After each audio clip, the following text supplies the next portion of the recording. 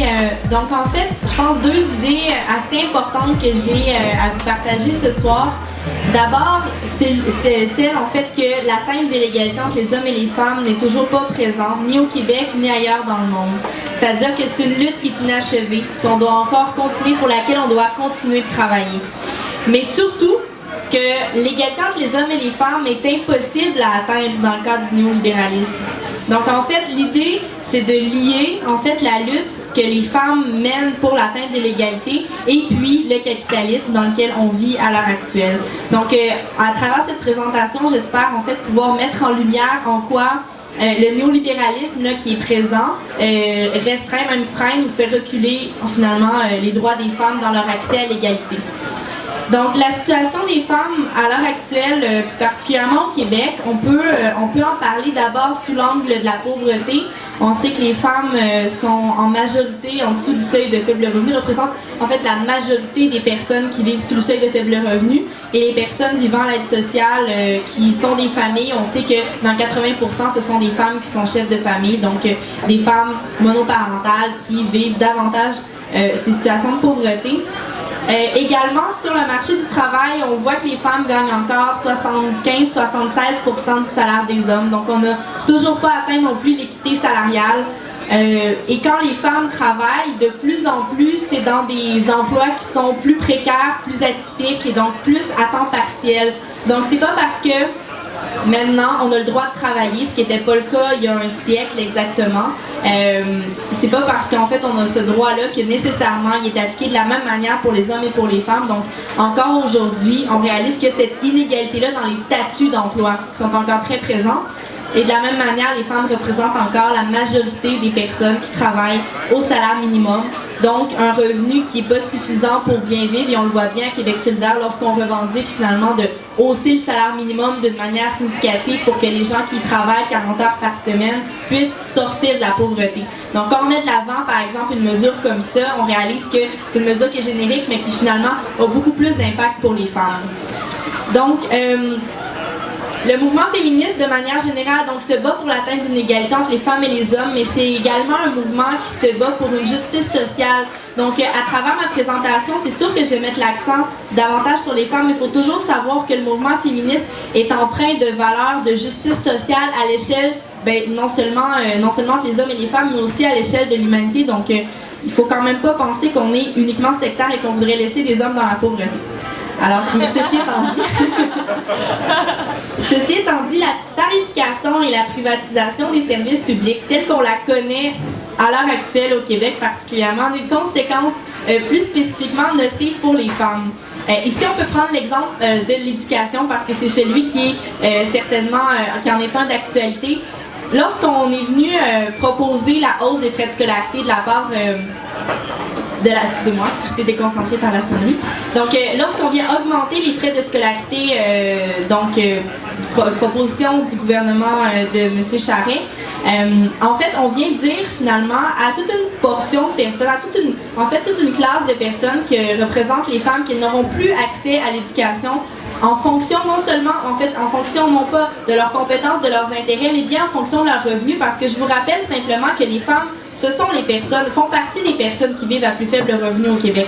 Donc en fait, d'une part, on est en train de leur dire que lorsqu'on hausse les frais de scolarité, il va y avoir moins accès, mais en plus, pour celles qui vont y accéder, déjà qu'on a à peine atteint la parité là, aux 3 cycles universitaires, mais en plus, pour celles qui vont l'atteindre, elles vont davantage s'endetter, puis un endettement qu'elles vont payer plus longtemps avec davantage d'intérêts, parce qu'on est encore payé à 75% du salaire des hommes.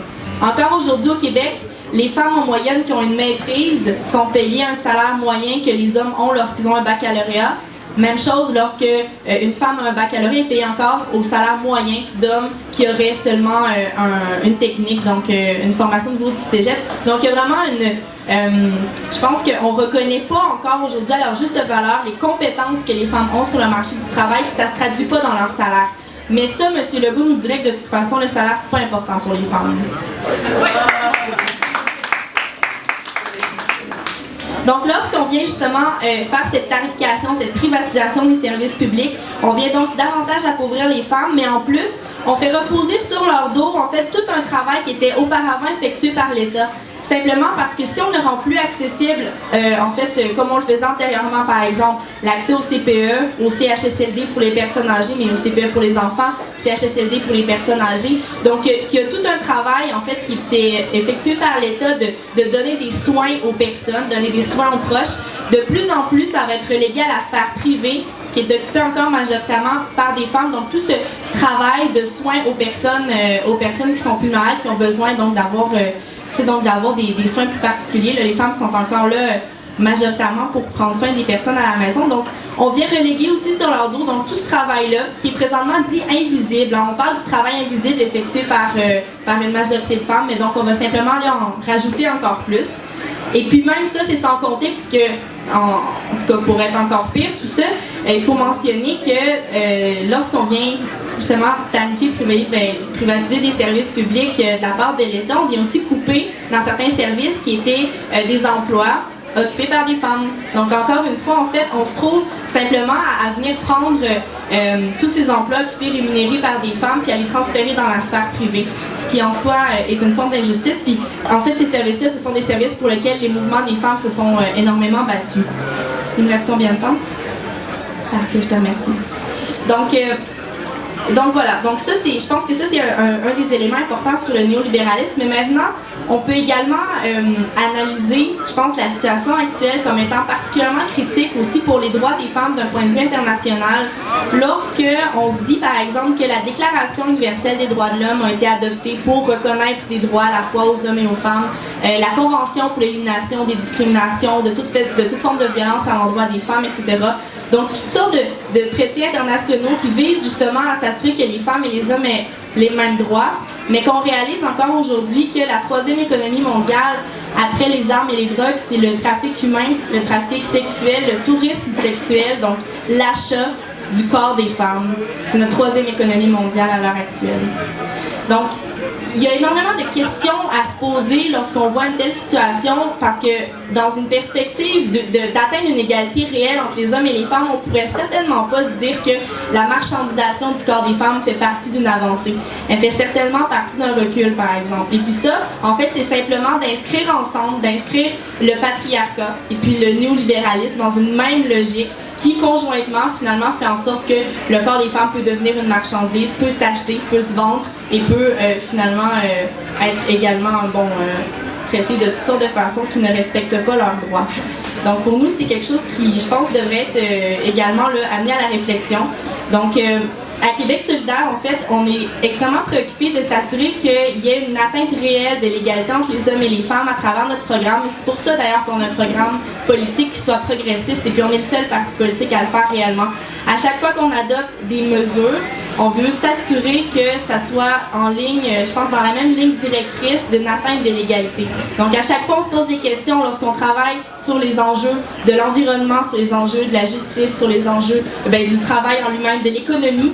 On veut à chaque fois se poser la question, qu'est-ce qu'on peut faire dans chacune de ces sphères-là pour s'assurer que ce soit un vecteur d'atteinte de l'égalité entre les hommes et les femmes. Puis donc ça, c'est une démarche qu'on a à Québec solidaire, c'est cette analyse différenciée selon les sexes qui nous permet d'avancer pour avoir un programme politique qui nous permette de dire non seulement de dépasser le néolibéralisme, non seulement de transformer notre économie, mais que ce soit pas juste un projet de gauche, que ce soit un projet de gauche féministe qui permette vraiment que la vie pour les femmes qui sont aujourd'hui dans notre société, elle change et elle soit meilleure et qu'on ait une égalité réelle qui soit atteinte. Je vous remercie.